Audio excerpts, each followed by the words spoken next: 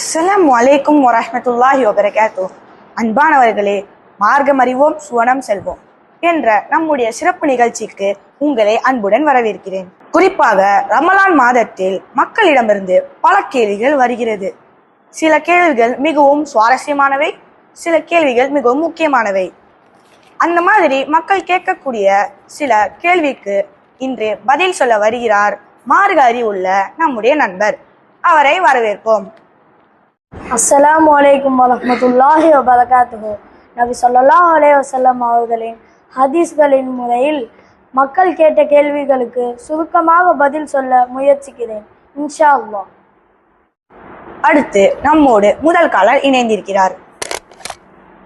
அஸ்ஸலாமு அலைக்கும் வரஹ்மத்துல்லாஹி வபரகாத்துஹு.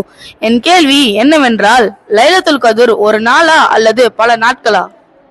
நபி ஸல்லல்லாஹு அலைஹி வஸல்லம் அவர்கள் முதலில் லைலத்துல் கத்ர் இரவு எந்த இரவு என்று சொல்ல வந்தபோது இரண்டு முஸ்லிம்கள் வாக்குவாதம் செய்து கொண்டிருந்தார்கள். அப்போது நபி ஸல்லல்லாஹு அலைஹி வஸல்லம் அவர்கள் சொன்னார்கள், நான் லைலத்துல் கத்ர் இரவு எந்த இரவு என்று சொல்ல வந்தபோது இரண்டு பேர் வாக்குவாதம் செய்ததால் அது எனக்கு மறக்கடிக்கப்பட்டது என்று கூறினார்கள். அதனால்தான் 25, 27, 29 ஆகிய ஒற்றை இரவுகளில் லைலத்துல் கத்ர் இரவை தேடிக்கொள்ளுங்கள் என்று. மாஷா அல்லாஹ், மிக அழகான தெளிவான பதில். அடுத்த காலர் நம்மோடு இருக்கிறார்.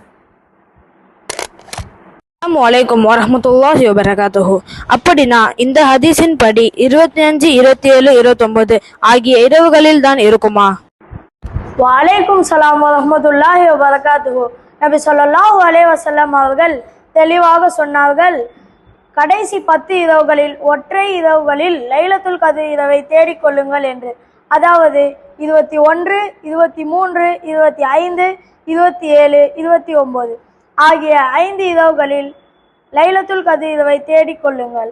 இதனால் தான் முஸ்லிம்கள் அனைவரும் கடைசி 10 நாட்களில் அதிகமாக அமல் செய்கிறார்கள். அல்ஹம்துலில்லாஹ், நல்ல பதில். அடுத்த காலர் நம்மோடு இணைந்திருக்கிறார். அஸ்ஸலாமு அலைக்கும். எனக்கு ஒரு கேள்வி. நபி ஸல்லல்லாஹு அலைஹி வஸல்லம் அவர்களுக்கு அந்த இரவு தெரிந்திருந்தால் ஏன் அல்லாஹ் அதை மறக்கடித்தான்? வலைக்கும் சலாம் வரஹ்மத்துல்லாஹி வபரகாத்துஹு.